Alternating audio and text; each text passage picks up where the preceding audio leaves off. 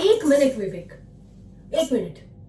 મારે કોની સાથે કેવું વર્તન કરવું અને કોની સાથે કઈ રીતે વાત કરવી એના પર ભાષણ આપવાની તારે મને જરૂર નથી. ઓકે, તું તારું કામ કર, મને મારું કામ કરવા દે.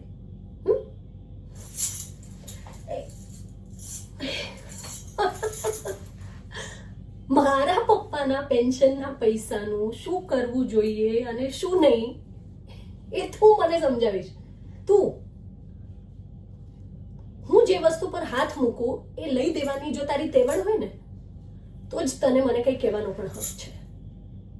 નહીં તો ઉપાડ તારું સ્ટેથોસ્કોપ ને જા ગામની સેવા કર. તું એ જ લાયક છે.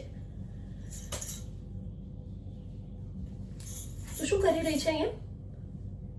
હા હા, હવે અહીંયા જે જોયું એની ચાડી ખાઈશ ને મમ્મીને જઈને? કંકુ એવું કંઈ કરવાની જરૂર નથી. હા, જો તે આ સાંભળેલી વસ્તુ કોઈને પણ કીધી છે ને તો મારાથી ખરાબ આ ઘરમાં તારા માટે કોઈ નથી. યાદ રાખજે. મમ્મી મમ્મી આવ ને, બેસ.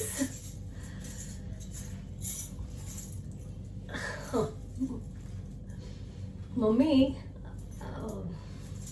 પપ્પાના પેન્શનના પૈસા પપ્પા ફક્ત ભાઈઓમાં જ વેચી દેવાના છે એવું સાંભળ્યું છે મેં. મમ્મી જો એ સાચું હોય તો મારા માટે તો એ બહુ ખોટું થયું કહેવાય ને. તું સમજાવ ને એમને કે હવે તો પિતાની સંપત્તિ પર દીકરીઓનો પણ અધિકાર છે. જો વિવેકને કંઈ પડી નથી અને મારા ભાઈઓમાં ભલીવાર નથી.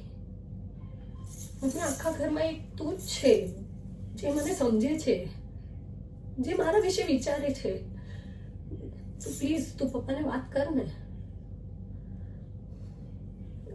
કારણ કે હું બોલીશ ને તો એમનાથી સહન નહીં થાય.